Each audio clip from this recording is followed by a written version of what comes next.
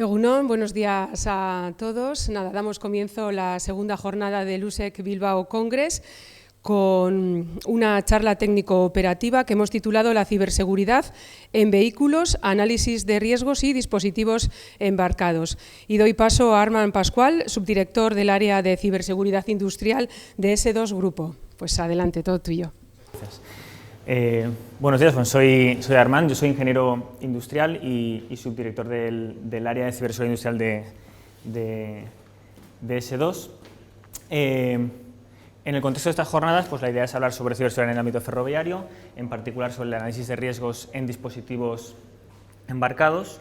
Me ha parecido interesante incorporar algunas ideas que sirvan de contextualización. No sé tampoco el conocimiento que tienen los asistentes al respecto, pero bueno, me parecía un buen punto por el que comenzar. Es evidente que en todo el ámbito industrial y especialmente en el ferroviario la seguridad es un punto esencial y eso lo tenemos claro, la seguridad operacional, la seguridad física, y también es verdad que en los últimos años hemos ido incorporando tecnología a este ámbito que, en el contexto de la industria 4.0 o con el nombre que lo queramos llamar, que esté de moda en cada momento, pues nos ayuda a mejorar los procesos y a trabajar de manera más eficiente, ¿no? Pero esto a su vez introduce una serie de elementos. Hola, buenos días. Esto a su vez introduce una serie de elementos que debemos tener en cuenta desde un punto de vista de la ciberseguridad. La incorporación de nuevas comunicaciones es evidente que aumenta la superficie de ataque si un malo quiere hacernos daño, ¿no? Y a su vez extiende también lo que antes era un perímetro exclusivamente físico, que podíamos tener muy bien definido, a un perímetro que empieza a ser lógico y donde no empieza a ser un poco una escala de grises, ¿no? No está muy claro dónde está ese perímetro.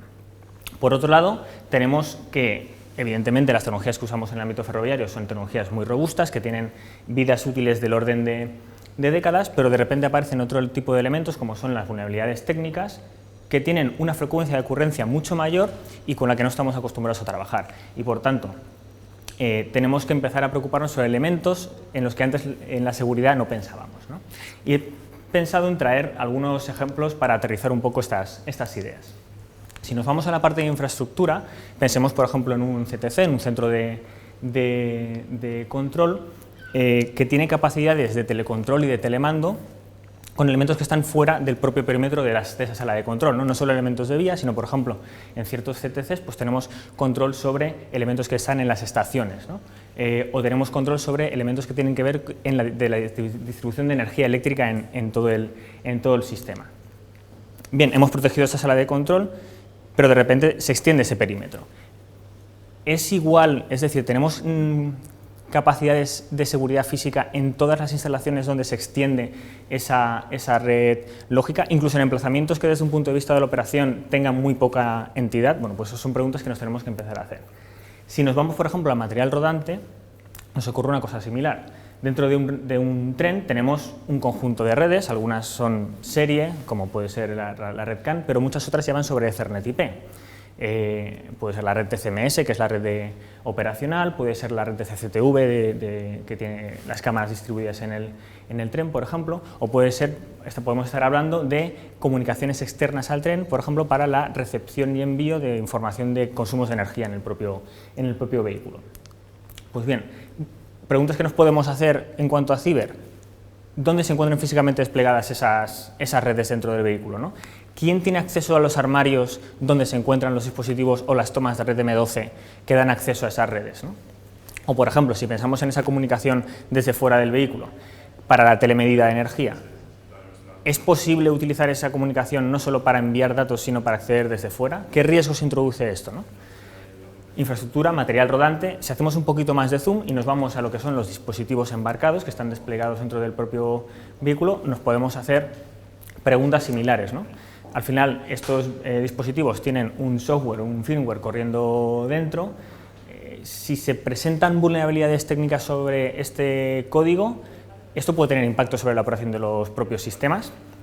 Es más, no solo sobre el propio código desarrollado, sino si se utiliza código de terceros, por ejemplo, librerías de Java, que son públicas y de uso habitual. Si se presentan vulnerabilidades en esos sistemas, ¿se pueden generar esos problemas?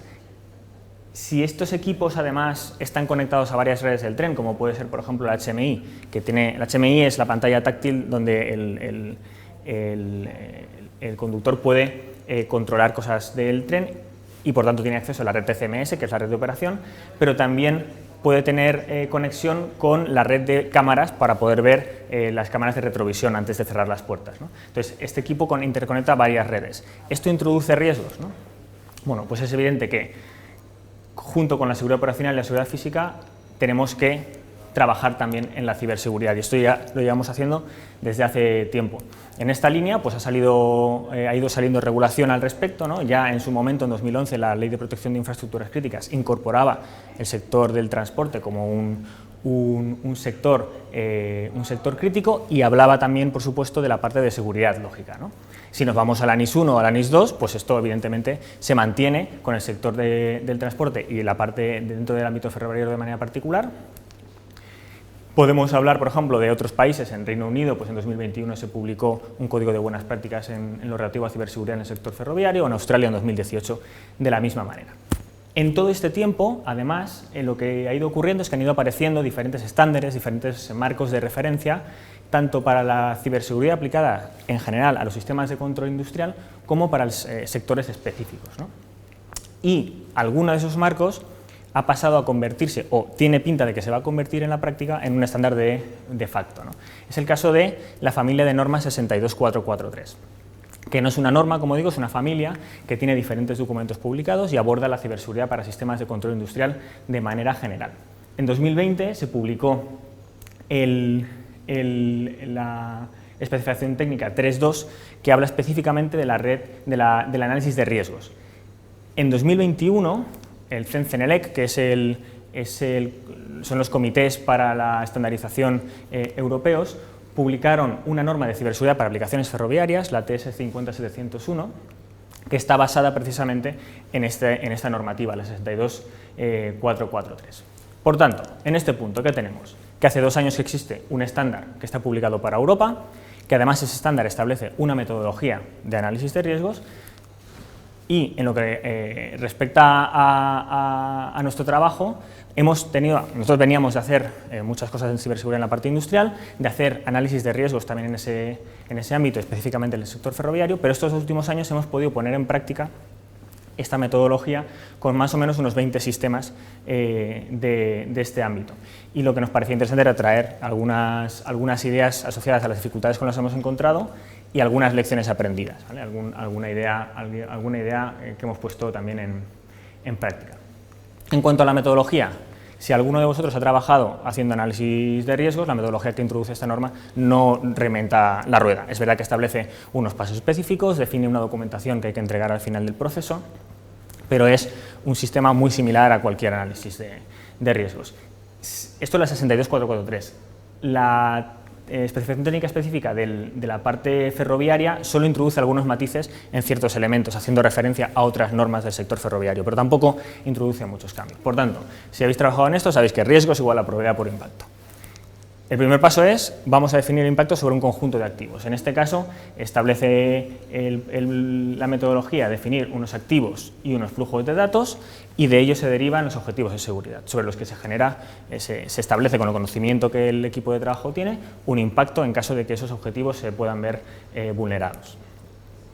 Y a continuación se definen unas amenazas sobre los que se establece una probabilidad de ocurrencia. Y aquí la parte de probabilidad es uno de los elementos que son problemáticos en general al aplicar análisis de riesgos en este ámbito. En cuanto a las dificultades que nos hemos ido encontrando, bueno, en primer lugar, todo lo relativo al equipo de trabajo. Es imprescindible que dentro del equipo de trabajo que hace estos análisis haya un perfil con conocimiento de ciberseguridad, y si puede ser que tenga experiencia en el sector ferroviario mejor. Es evidente, hay terminología, hay metodologías que tienen que conocer. Pero luego también es imprescindible que el personal que está, en este caso nosotros hemos trabajado en la parte de diseño de los dispositivos, que está trabajando en el diseño de los dispositivos, participe en los análisis de riesgos, porque son los que van a poder aportar conocimiento específico sobre lo que estamos los equipos dentro del alcance. Si no lo hacemos así, lo que hacemos es correr el riesgo de que al final de los trabajos los resultados no representen la realidad, ¿no? En cuanto a la profundidad, bueno, pues es importante definir un nivel adecuado para no quedarnos o no obtener un resultado demasiado somero, pero sobre todo para que los trabajos que hagamos sean abordables. Si habéis hecho alguna vez análisis de riesgos, sabréis que en función del número de activos que elijo y el número de amenazas, la cantidad de evaluaciones que tengo que hacer explota. Por lo tanto, eso evidentemente, cuanto más haces y más experiencia tienes, pues más fácil es controlarlo. Es uno de los elementos que puede llevar al traste la ejecución del propio análisis. Y por último, el tema de las probabilidades, que esto es una cuestión recurrente y nos solemos encontrar, ¿no? Que es que al no contar con un histórico de ocurrencia de esas amenazas que hemos definido, es complicado definir una frecuencia para ellas, ¿no? No podemos definir un tiempo concreto y por lo tanto los métodos cuantitativos no funcionan muy bien. Tenemos que ir a métodos cualitativos o semi-cuantitativos que nos ayuden a establecer con algún criterio esa frecuencia. Incluso cuando eso lo hacemos, es decir, establecemos para cada amenaza esa probabilidad, ocurre otra cosa, y es que no es directo entender de todas las amenazas cuál es la relación entre ellas, porque normalmente se analizan una a una, y cuál es en realidad el impacto que tienen sobre la probabilidad del objetivo de seguridad, porque no influyen todas de manera directa, sino que a veces hay dependencias entre ellas, y esto no es fácil usando las metodologías tradicionales.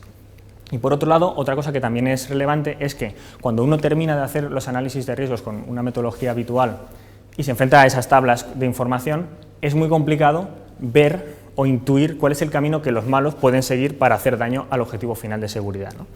Entonces, con esto me motiva a presentaros un método que ya existía, pero que lo que hemos hecho ha sido aplicarlo a esta metodología, que es el método de los árboles de ataque, que lo que nos ayuda es a transferir la probabilidad de las amenazas hacia los objetivos de seguridad que establece la norma, ¿vale? De una manera un poquito más visual. Como tengo poco tiempo, lo que me he traído es un ejemplo concreto para ver si lo podemos entender. Lo que veis arriba es una leyenda que ahora os cuento, pero básicamente esa primera cajita que veis ahí de color naranja es nuestro objetivo de seguridad. Pensemos, por ejemplo, en un HMI de un tren, la disponibilidad de un HMI de un tren, ¿no? Y tengo que empezar a pensar si yo quiero alterar, si yo soy malo y quiero alterar esa disponibilidad, ¿por qué puntos puedo acceder? Entonces establezco esos posibles caminos, que en este caso los vemos representados por esas 5 cajas que veis en la parte inferior. Y a partir de ahí empiezo a desarrollar, con las amenazas que previamente he definido, qué caminos o qué amenazas podría usar el atacante al ponerlas en prácticas, conseguir saltar por esos caminos. Y me sale una cosa así, que lo hago muy rápido y que lleva bastante más rato, ¿vale? Pero sería una cosa así. Al final lo que tenemos en la parte superior, la cajita de arriba, es nuestro objetivo de seguridad, las hojas finales son nuestras amenazas y veis que tenemos colores en las cajas y colores en las ramas. Los colores en las cajas son las probabilidades asignadas a cada una de esas amenazas en el contexto de ese objetivo, ¿vale? Y los colores de las ramas son, cuando es negro, un OR lógico y cuando es naranja, un I lógico, es decir, para aquí, por ejemplo. Para que esta acción tenga lugar por parte del atacante, esto es un O, el negro es un O, tienen que darse una de estas amenazas, tienen que materializarse una de estas amenazas. Con que se materialice una, esto tiene lugar. Por contra, el naranja es un I lógico. Para que yo pueda materializar este acceso de aquí, tienen que darse simultáneamente estos 3 puntos. De manera que yo puedo trasladar. No pretendo que aprendáis en 2 minutos cómo se hace, pero para que entendáis, yo puedo trasladar fácilmente la probabilidad aquí por la de mayor ocurrencia y por aquí la de menor, ¿vale? Y hacia ahí trasladar la probabilidad al objetivo de seguridad. Resumiendo, esto lo que me permite son 2 cosas. Una, poder ver la relación entre amenazas y 2, poder ver de manera clara qué caminos puede seguir el atacante hasta llegar al objetivo, ¿vale? De manera más gráfica. Y no solo eso, sino que si yo ahora voy a poner una serie de contramedidas, las pongo, de repente, donde tenía naranjas tengo verdecitos, he bajado la probabilidad, pero sin embargo, si veis, mi objetivo de seguridad sigue siendo de color naranja. Y esto lo que me ayuda es a priorizar qué medidas o qué contramedidas tengo que disponer. ¿Por qué? Porque voy a poder ver, no voy a ponerlas independientemente de cuál sea la relación entre amenazas, sino que voy a priorizar aquellas que consigan bajar estos puntos de aquí, que son los que me influyen en la probabilidad del objetivo de seguridad, ¿vale? Básicamente, es un método muy visual que nos ayuda a que un análisis de riesgos, que normalmente es algo poco intuitivo, pues lo sea un poquito más, ¿no?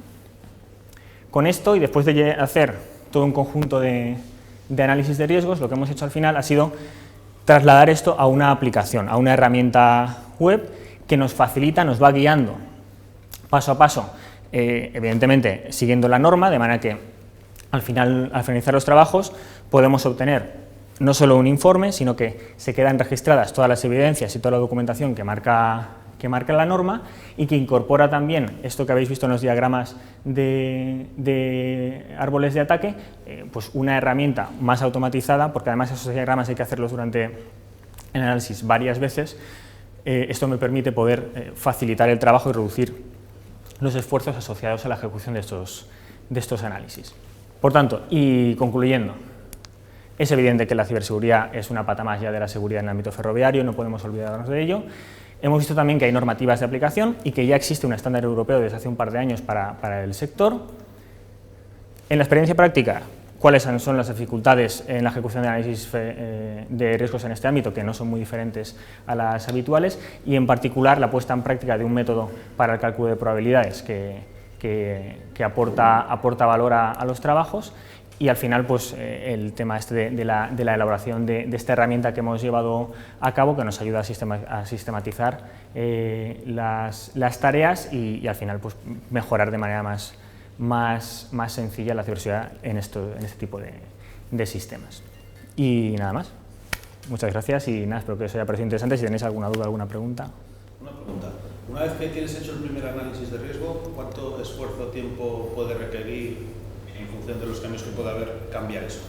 Pues ese análisis. A ver, en la metodología establece dos análisis digamos, en la primera vez. Uno sin contramedidas y otro con las contramedidas que ya existan en el dispositivo.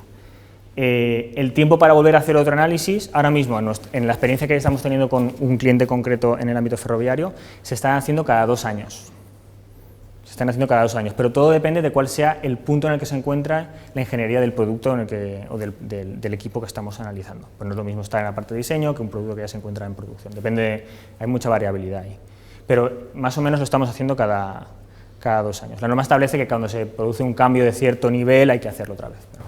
¿Y el esfuerzo que requiere ese segundo año al realizar el análisis con respecto a...? Será mucho menor, porque los árboles de ataque están hechos ya, que es lo más difícil es identificar los árboles de ataque y las amenazas. En el gráfico de los colores, sí. Lo de los 4 niveles, más o menos el likely, el probably, sí. ¿Cómo se...? ¿qué utilizáis? Vale. O sea, para decir, por ejemplo, un remote es uno. Correcto, me he saltado esa parte porque ya no me daba tiempo, pero efectivamente, esta es otra de las claves. La norma lo que dice ahí es que puedes usar cualquiera de los métodos o sea, el método que tú quieras, te dice 3 o 4 y tú usas... Nosotros aquí estamos usando una especie de multicriterio, donde vemos el espacio temporal que necesita el atacante para ejecutar la accesibilidad, el conocimiento que se requiere y alguna cosa más. Al final usamos 4 variables y con eso una puntuación, y la suma de las variables nos da un nivel, uno u otro. Pero efectivamente es otra cuestión. Aquí la dificultad también es la que decía, establecer un criterio. En este sistema lo que me encuentras es que a lo mejor algo que puede ser naranja en el punto inicial, al hacer la valoración de los puntos que hay debajo, te sale por debajo de a lo mejor lo que es verde, en la puntuación final. Puede ser. Y entonces lo que te dice es, vale, pues no hace falta que te dediques mucho esfuerzo a esa parte porque esto no tiene influencia en el objetivo de seguridad final, es correcto. O sea, por eso digo que eso, cuando lo haces en una tabla simple, eso no lo ves. Aquí lo que ves son las relaciones, efectivamente.